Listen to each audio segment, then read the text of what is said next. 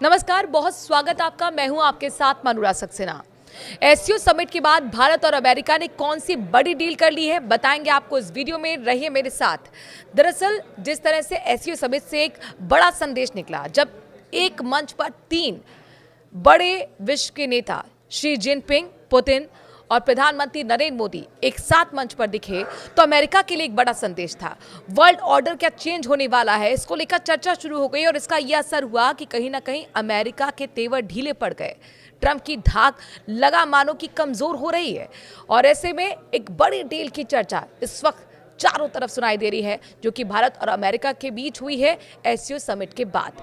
अमेरिकी राष्ट्रपति Donald Trump की ओर से भारत पर 50% टैरिफ लगाने के बाद से दोनों देशों के बीच रिश्तों में दूरियां बढ़ गई हैं। इन सब के बीच अमेरिका की फ्लोसवर्स कॉरपोरेशन और भारत की कोर एनर्जी सिस्टम लिमिटेड ने एक महत्वपूर्ण समझौते पर हस्ताक्षर किए हैं, जिसके तहत प्राइमरी कूलेंट पंप तकनीक भारत आएगी और इस समझौते से भारत के परमाणु ऊर्जा क्षेत्र को नई गति मिलने की उम्मीद है।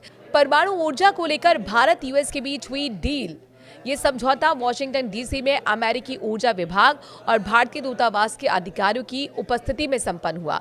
इससे अमेरिका ऊर्जा विभाग और भारतीय परमाणु ऊर्जा विभाग दोनों की मंजूरी प्राप्त हो चुकी है। कोर एनर्जी सिस्टम लिमिटेड के अध्यक्ष और मैनेजिंग डायरेक्टर नागेश ने कहा है कि हमने 2047 तक 100 गीगावाट की परमाणु क्षमता हासिल करने का महत्वाकांक्षी लक्ष्य रखा है, जबकि अभी हम लगभग 8.2 गीगावाट के आसपास हैं। नागेश ने कहा कि परमाणु ऊर्जा संयंत्रों के निर्माण में सबसे महत्वपूर्ण बात सप्लाई चेन होती है, जिसमें सबसे जरूरी उपकरण रिएक्टर होता है और इसके बाद प्राइमरी कूलेंट पंप। उन्होंने कहा कि भारत में इस तकनीक को बनाने वाले विक्रेताओं की संख्या बेहद सीमित है। उन्होंने कहा कि देश में केवल एक ही विक्रेता है जो ये पंप बनाता है। ऐसे में इस क्षेत्र में विश्व की अग्रणी कंपनी फ्लोसवर्स के साथ ये समझौता करना बेहद महत्वपूर्ण उपलब्धि है।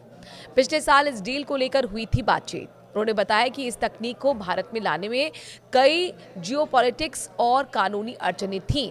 ये पहली बार है जब भारत अमेरिका सहयोग के तहत इतनी अहम तकनीक का हस्तांतरण संभव हो पाया है। भारत के परमाणु ऊर्जा विभाग ने नवंबर 2024 में कोर एनर्जी को फ्लोसवर्स के साथ साझेदारी की अनुमति दी थी और अमेरिका को आश्वस्त किया था कि ये तकनीक केवल शांतिपूर्ण नागरिक परमाणु उद्देश्यों के लिए ही इस्तेमाल की जाएगी।